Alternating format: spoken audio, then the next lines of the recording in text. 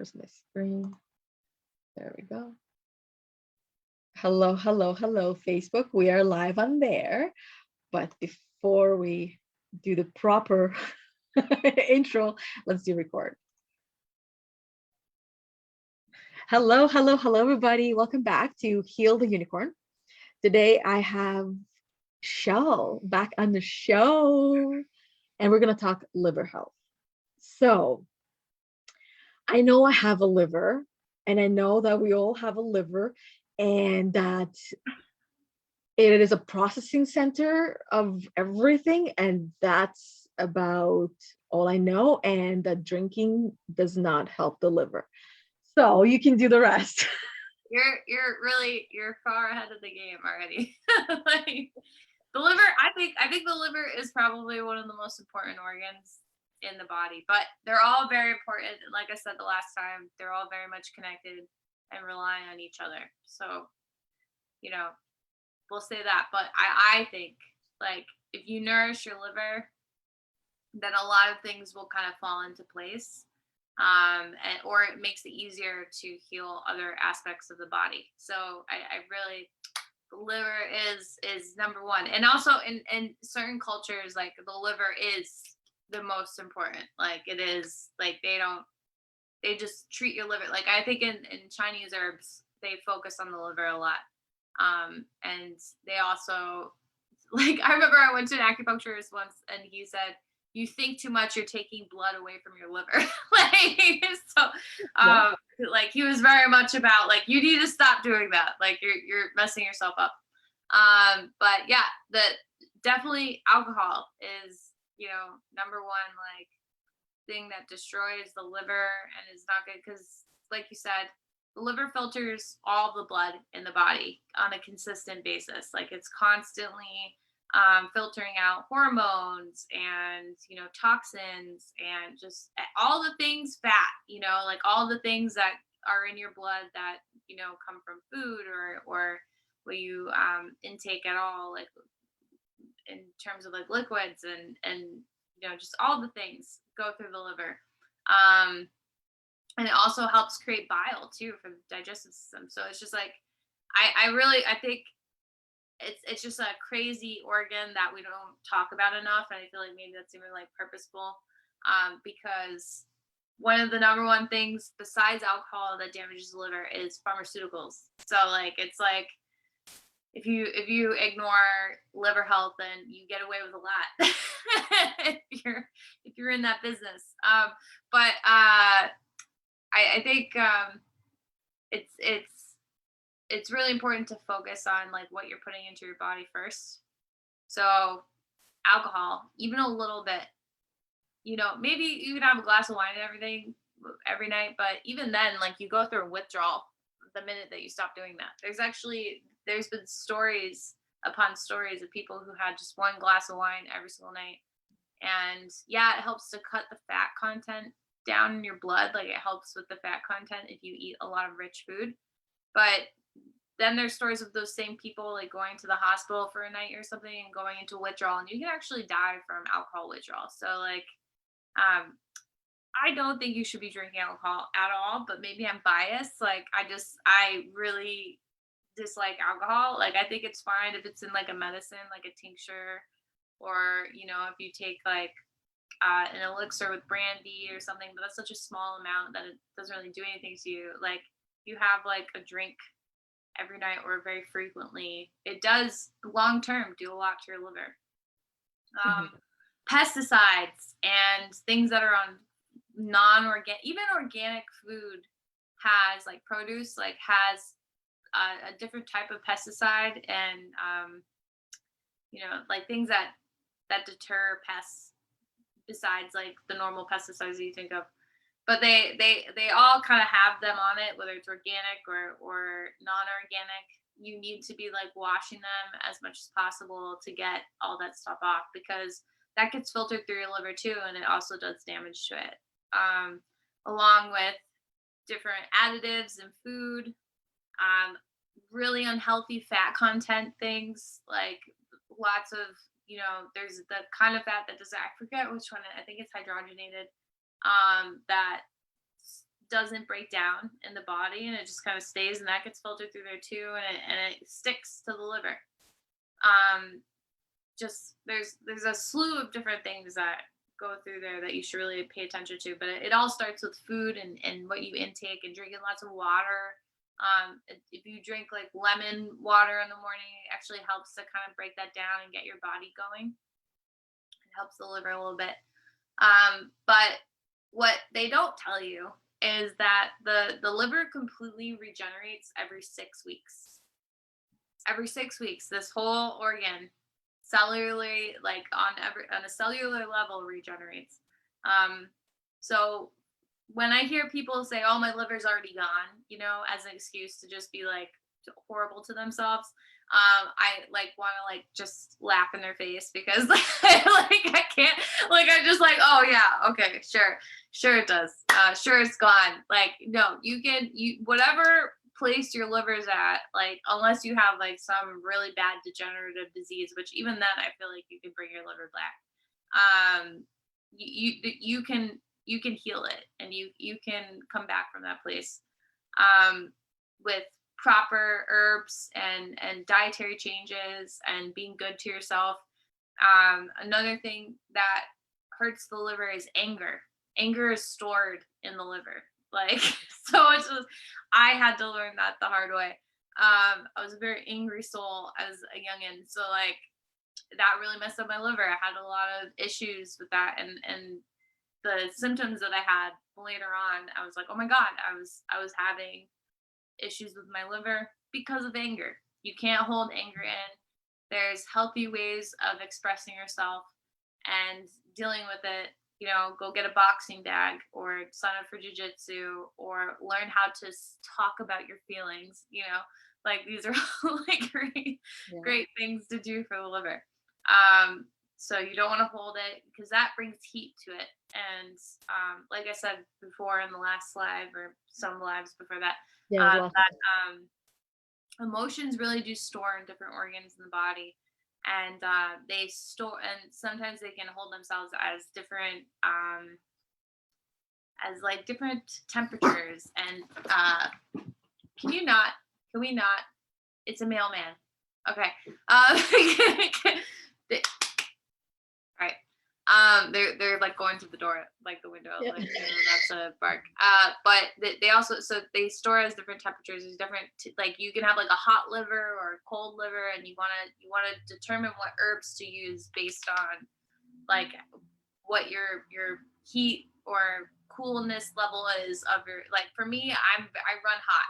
Like that's just, I know for a fact that my body runs hot, my liver is hot, everything's hot.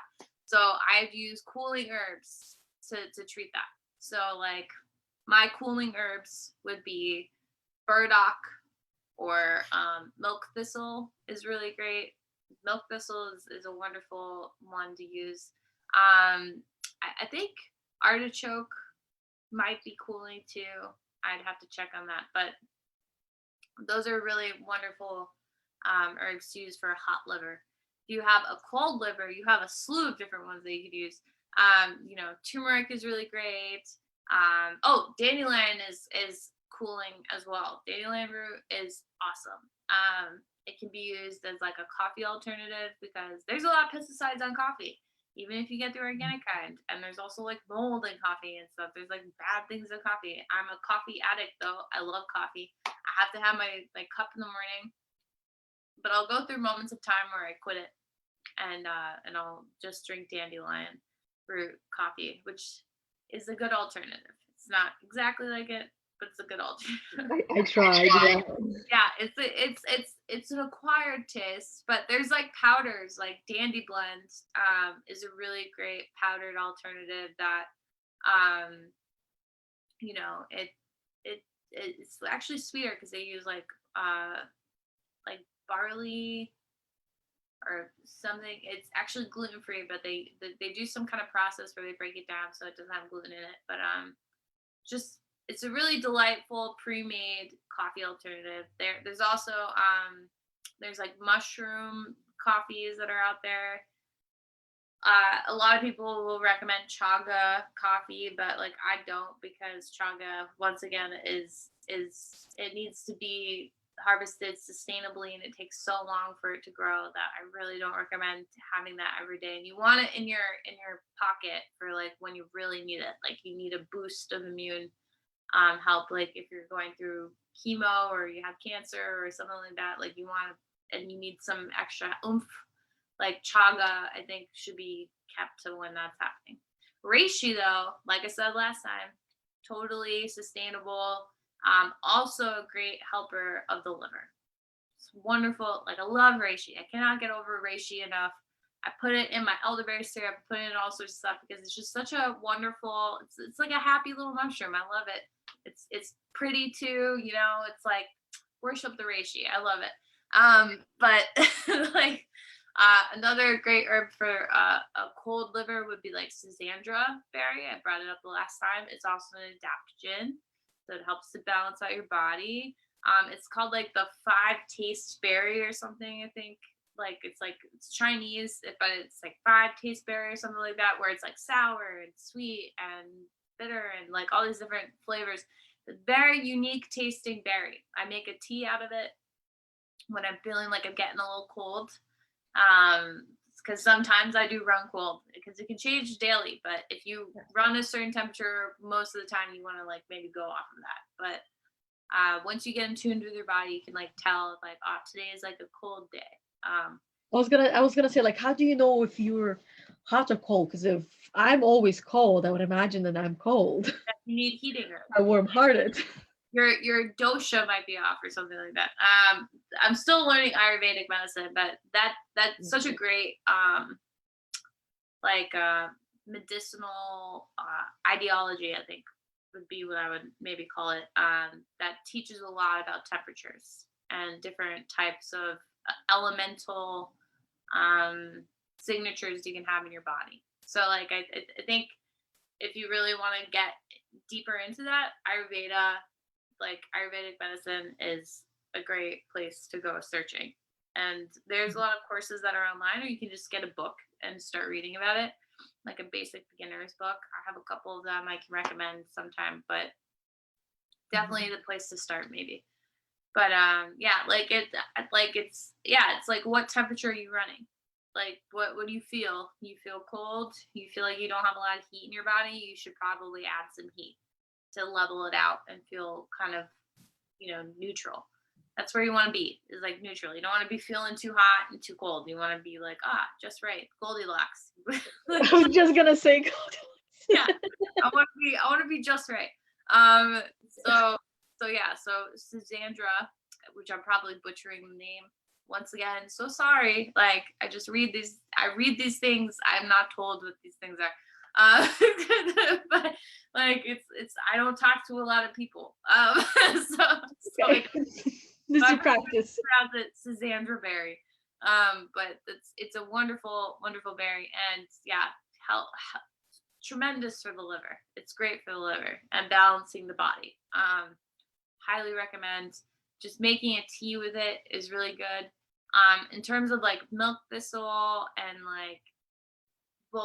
milk thistle, I think is the only one that I didn't talk about what you can do with it. You can ground that up and put it in your food. Doesn't really have too much of a taste to it, so you can kind of sprinkle it on your like oatmeal or whatever, or you can make a milk.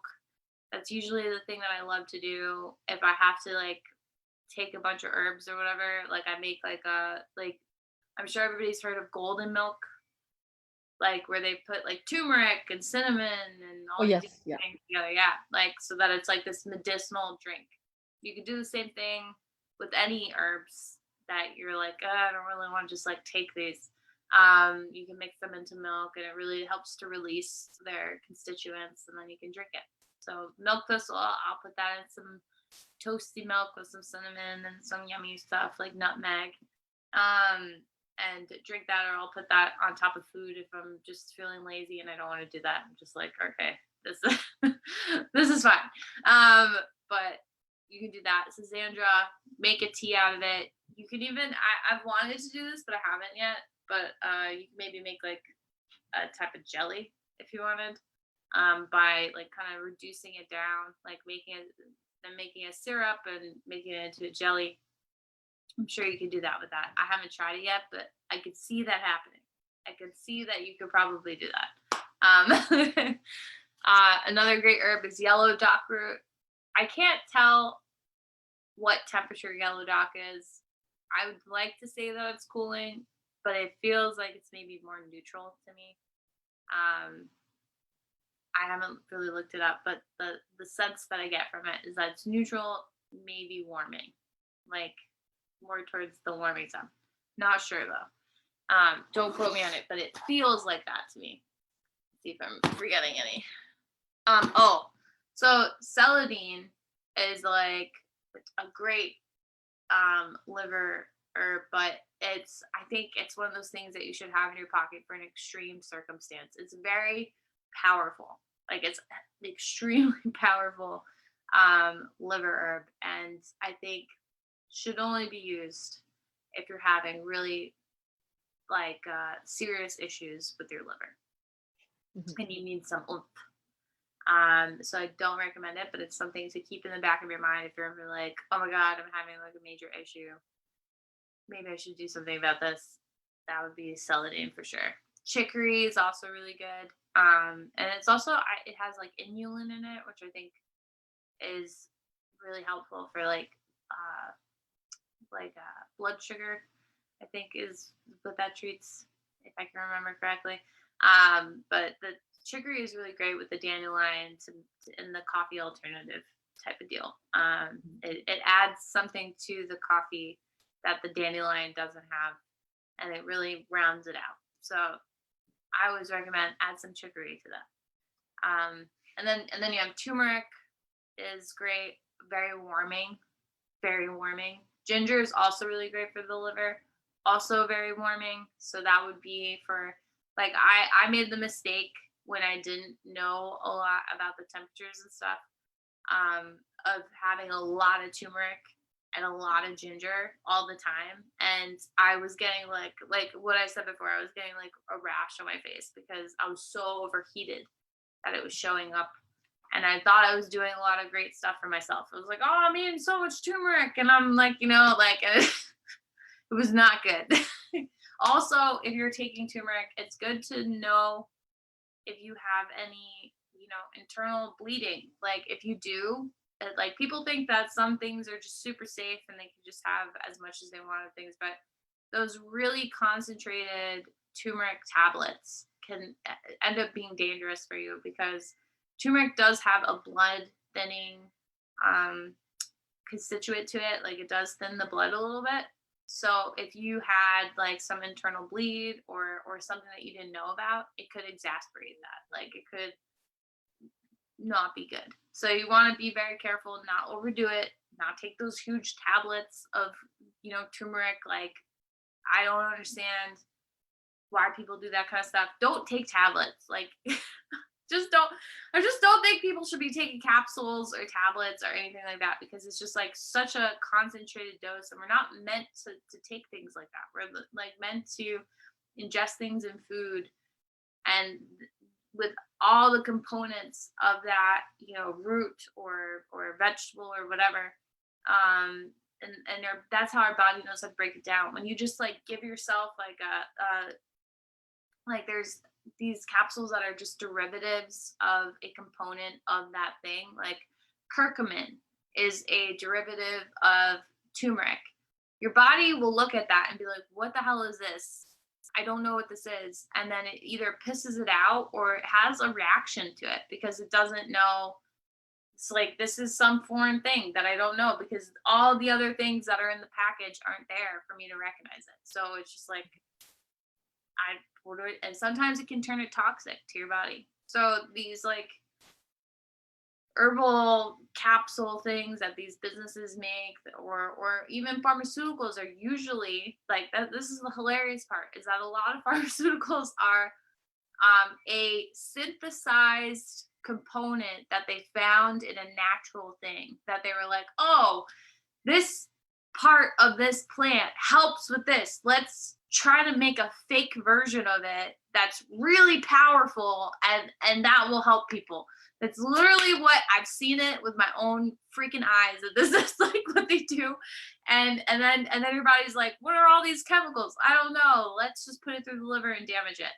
So like I just do the natural, just do the thing that we're supposed to do, which is just eat the root or put it in some food, and that way it's like when people say that something is full spectrum, it's because it's made with the entire plant, or it's using the whole plant, because everything that's in that plant helps for your body to kind of take what it needs and process it. Like it has buffers that are naturally occurring inside the plant that help do the job that it needs to do. When you just take one thing out of it, it's not going to help anybody. It drives me crazy. It really does. It's like something I could talk about for forever. And then No, it makes sense that if you're gonna use a part, if you're gonna use a plant, use the whole plant, because it's like the way that I see it, it's like if when you're buying a house, you're not gonna just buy one room of the house and put it somewhere else and say this is the room that I want. I don't want this house, just want this room, and take it somewhere else. You get the whole plant or you don't. And that that's how I hear you describe take the whole plant, because it has buffers, it has this, and it has everything that it needs for that plant to be as powerful as it meant to be, because it's supposed to be used together. Yeah, like there are plants that are deemed poisonous that if you take the leaf, the stem, the root with the berry, it's all of a sudden not poisonous. Like I can't think of like a specific instance right now, nor do I want to give that. Rhubarb. I heard rhubarb leaves Yeah, are but like poisonous, but rhubarb stem is not. We have them growing in the backyard. So the new owners, they told us. that's an example, but it's like there are ones that it's like, oh, this is poisonous, but if you ingest it like fully, like the whole plant, it actually makes it not. I can't remember a specific situation with that right Maybe now, I want to but say a cactus. I think some of them might be people eat cactuses. yeah, people eat cactuses for sure. People eat cactus pear, which is actually cactus pear is supposed to be a great anti-cancer food, along with asparagus and Japanese knotweed and chaga. Like there's like a lot of there isn't a single thing that humans have experienced as far as like illness that there isn't a plant for. Like I swear, like the earth is like, oh, you guys just developed this weird thing because you messed up something. Well, here's an answer. Like it's always like trying to help us out. Which I really appreciate. The earth is really, really cool. But I mean that, yeah, cactus is cool. There's some that make you trip out and have some fun experiences with that kind of stuff. But yeah, the liver I think is really, really important. And I think that people too often think that they're beyond help with certain things, and that couldn't be further from the truth. You're totally fine, and you can help yourself regenerate your liver with care and attention. Like you just have to focus on it. And hormones, like I see so many people with like hormone imbalances all the time, like so many people like that are complaining about period issues or endo or even thyroid.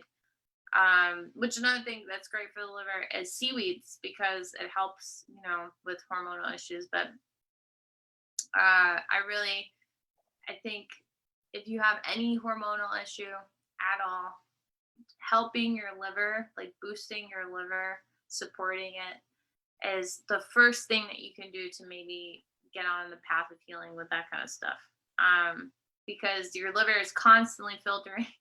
Like it's always doing its job all the time. It is a powerhouse. It never stops. So if you take good care of it, it'll reward you in other ways. And also fasting is a great thing too for the liver, because you're giving it a break, because it helps to digest all the time. It's constantly helping. That if you do like a day or two of fasting, like so often, like maybe like I don't agree with constant fasting. I'm reading a book right now on weekly fasting to see what, you know, what I think about it.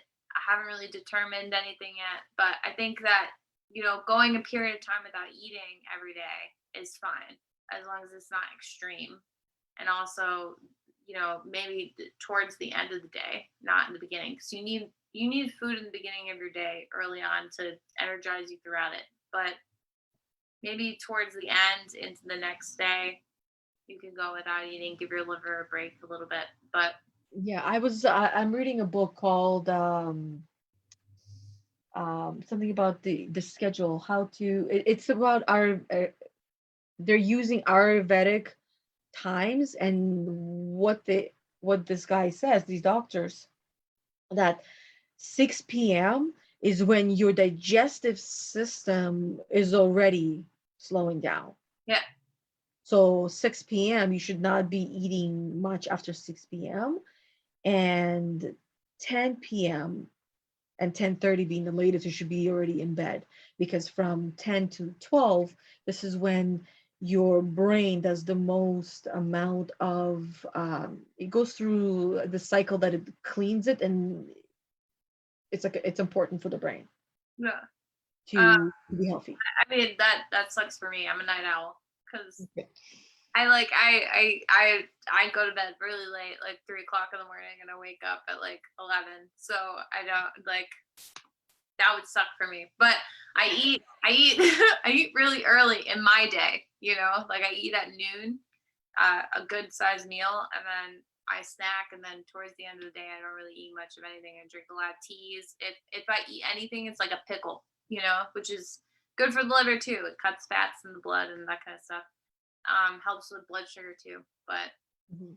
I don't really eat that much towards the end of the day. I'm a snacker. Like I'll have like a handful of something if I'm really that hungry. But I think doing like a 2-day fasting cleanse, like maybe quarterly during the year, is really helpful. I've done like the 10-day fasting. I did that. I can't even believe that I did that. I thought I was gonna die. People have done it like for 40 days. They've done a 40-day fast, but like the 10-day was really, I had so many toxins in my body from like mistreating it for so long that like I detoxed a tremendous amount. I thought my tongue turned white from like because you can tell if your body's detoxing by this like film that shows up on your tongue. Yeah, Yeah, the my one you tongue said, turned yeah. white. I was like, I had like such a bad migraine. I honestly thought I was gonna die. I was like, I have to eat something, like, and I ate up squash soup like right out the bat. I was like, screw this like water broth stuff that they want me. I was like, I'm eating squash soup. But yeah, like the 10 days really extreme. If you want to try that once in a while to see how amazing the body is and that we can like really survive off of nothingness for a while, by all means. Yeah, I've done that. Yeah. But I don't really recommend it. I think like a 2-day one is fine because it gives your liver a break, and it actually helps to repair other things in the body. Like it gives it a chance to do other jobs.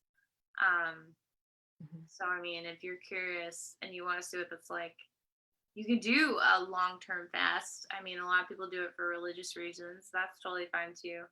Um, it's an experience. it's like Yeah, it's it definitely definitely is. it's yeah. But by all means, Yeah, here's a way. I think it is. I've heard this in a few times, or a few too many times over the years, where fasting is good for the liver because you give it a break, first and foremost, which also means fasting means no alcohol. Yeah, it's not a Um, liquid diet. You're not going and yeah, so means no alcohol, and I don't drink alcohol. I used to a while back, and when I felt myself moving towards a direction where I would not want to end up.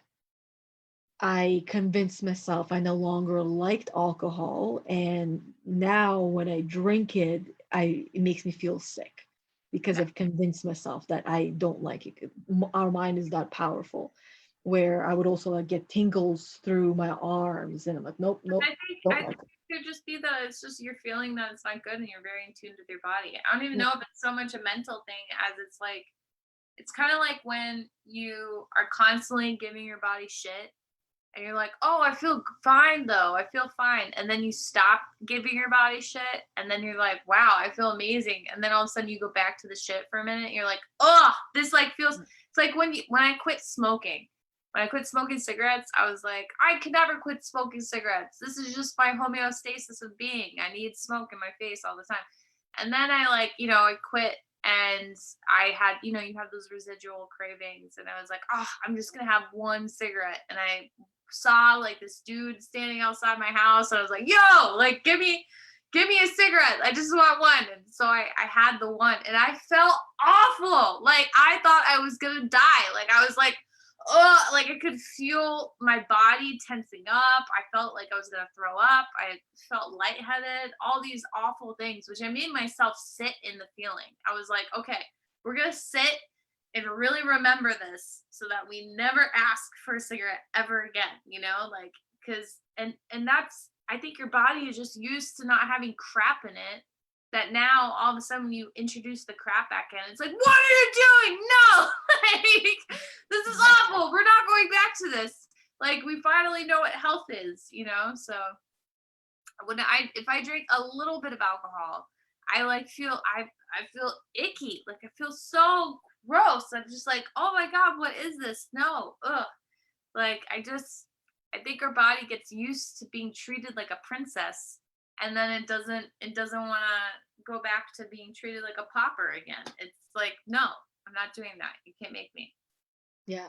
And that is very helpful as well in the quitting process. I used to smoke cigarettes as well.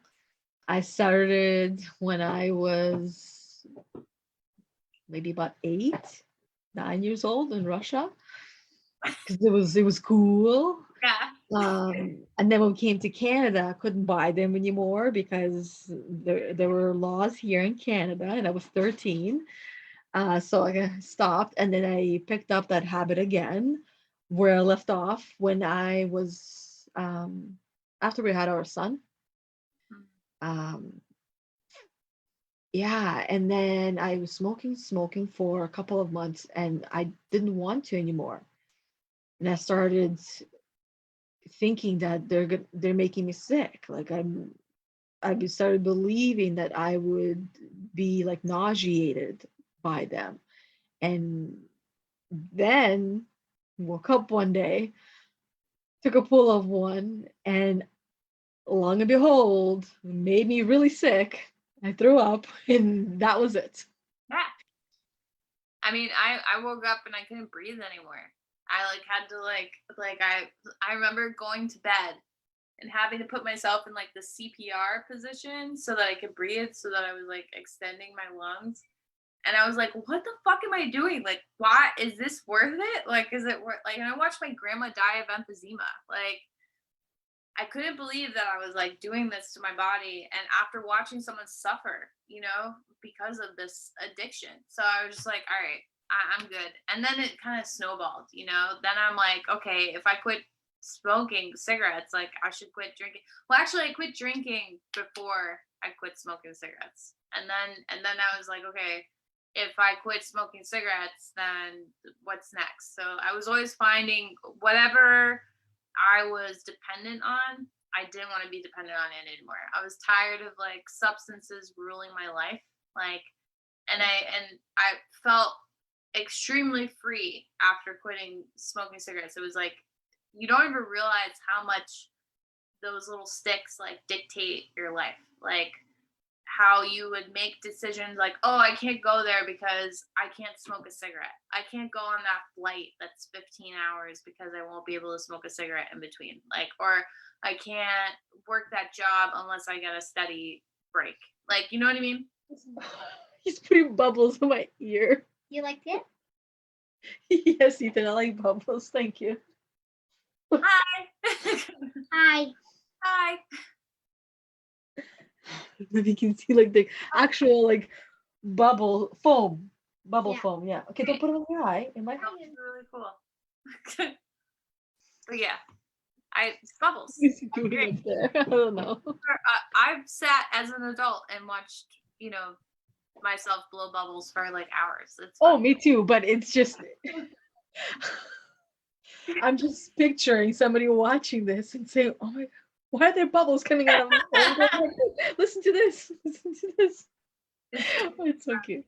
It's But cool. now, knowing what he's capable of, I'm thinking, what's up there?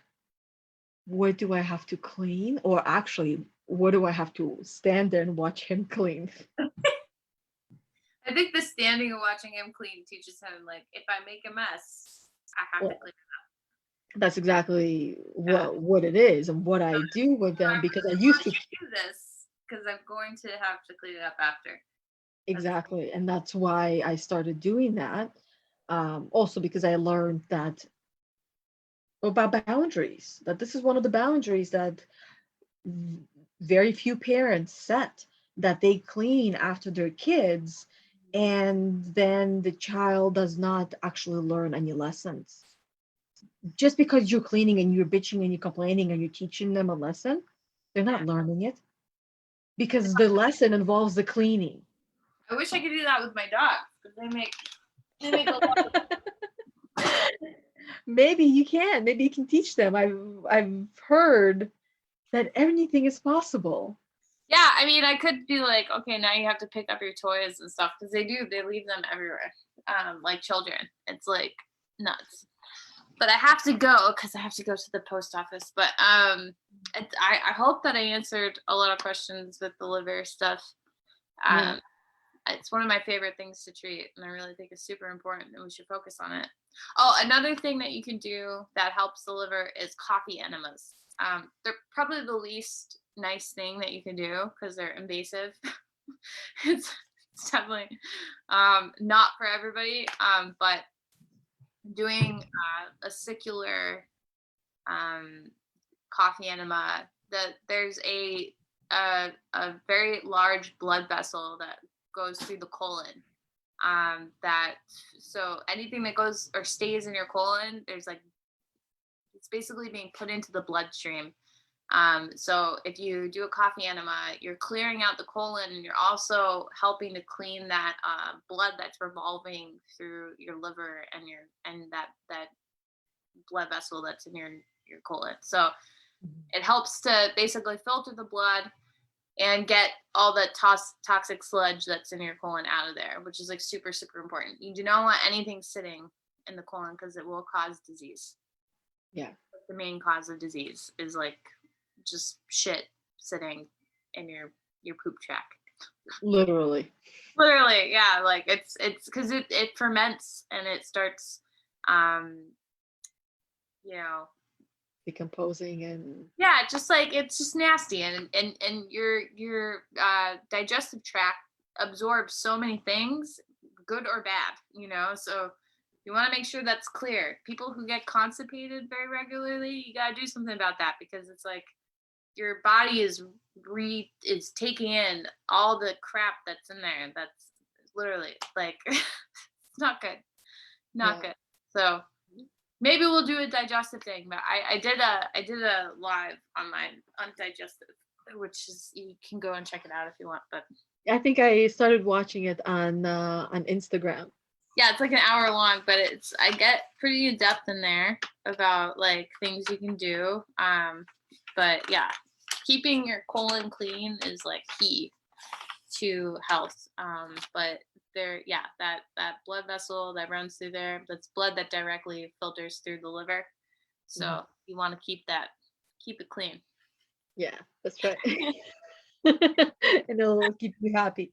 Well, thank you, thank you, thank you very much for all your knowledge and wisdom. I took some notes on destroys the liver and builds the liver. The building one is a lot longer than the one that destroys, which means that it's it's easy to manage if we make healthier choices by avoiding alcohol, pharmaceuticals, pesticides, additives in food, um, hydrogenated, you mentioned, and Yeah, then fat, like bad fats. Like there's oils. You can do a lot of research on what oils are bad for you, but like good fats, like animal fats from like grass fed, like good quality meats are fine. Olive oil, coconut oil, those are good for you. But the like good butter, I'd even say is fine. But there's like fats that come from processed crap, like literally just crap that has no nutritional value for you, that sticks in the liver and it's not good. and anger is one of the other ones that can stick in the liver as well. So that's what 1, 2, 3, 4, 5, 6 things, as opposed to a really, I can even show the list of how long the list is. Great. There's all the good things So that many do things to and help it you. destroys. So avoiding the things that destroy, or if you can't fully avoid them, limit them. Right? Of course, avoidance is going to be best, but certain things like anger might be difficult to avoid. Everything else is easier to avoid, I think. Like anger is like one of those things that you just learn. You learn how to not cope. I don't like the word cope anymore because people are Right. Manage it. Yeah, manage is such a great word. Yeah. Like Because we can't control it sometimes, but we can you manage. transmute it into drive or exercise. Like like I said, boxing is great. It's like it's a fantastic thing. Yeah. Going for a walk, going for a run, do a meditation, dance, Yep. take a cold shower, or go outside if you're in Canada or if you're in a cold country. That should be a nice cold Go for therapy. a cold dip. You know, people are really loving the Wim Hof stuff lately. You can do that. That would shake it off real quick. Yeah. Or even do the Wim Hof itself, the breathing techniques that he teaches, which are very powerful, I find. That actually does help calm me down when I'm like really frustrated. Deep breaths, deep breathing. But for when I'm like really angry, I have to shadow box. I just have to. And there's like actually a method that I had a counselor teach me once because I was like, I'm just so angry, and she's like, okay, do this. So she said, do very slow, like tighten your arm, tighten all of it, like controlled punches for as long as you need to, just slow and controlled. And you get tired of doing that. You're like, all right, I'm done. Yeah, 2 per arm. It's like, okay, I'm good. Yeah, it's like I think I'm okay now. And then you calm down and you chill out, or going for a walk. Yeah, like you said, just going for a walk, like walking it out, and you actually end up like doing a lot of thinking and releasing during that. So Yeah, you do, because the only way to move is forward. So when we move forward and we move, you can walk fast, you can walk slow, depending on how you're feeling, and your body will just do it for you. yeah, We've all had times where we're just so angry, we just need to walk out of the house and go for that walk without even realizing. I know I've done that a couple of times where I walked out, I'm like, how did I end up outside? your body With was the jacket, with everything. right now. I need this now. We need to go. Right? And that's it. My body took me outside and I was there. I'm like, okay, maybe I should just continue going, because one of us knows what's good for us and the other one is still stubborn. But anyways, thank you, thank you, thank you. You go and do your packing, because I see you already started. Yeah, I have to get this package out today. Okay. For Oh, no, that's okay. So That's okay. Don't worry. You got your stuff. We all have our stuff, and it keeps us to a shorter time, which, yeah, which a is little bit longer than. because I could probably talk forever, as we can see. Exactly. Well, anyways, thank you. And until next week, if you're still down, it's going to be the 23rd. No, because I think this week Christmas, right? So Yeah. yeah, no, probably not. In the new year, probably we'll end up. Yeah. We'll see you in the new year. See you guys in the new year. The new year. That's right. That'll Yeah. be really good. With a new refreshed liver. Yes, with a clean, beautiful liver. That regenerates every 6 weeks. Yes, every 6 weeks, which is amazing. It's the fastest regenerating organ in the body. So Yeah. which they all do that. We'll go through that in time. We'll definitely go through that. Exactly. Okay, thanks. Bye. Bye.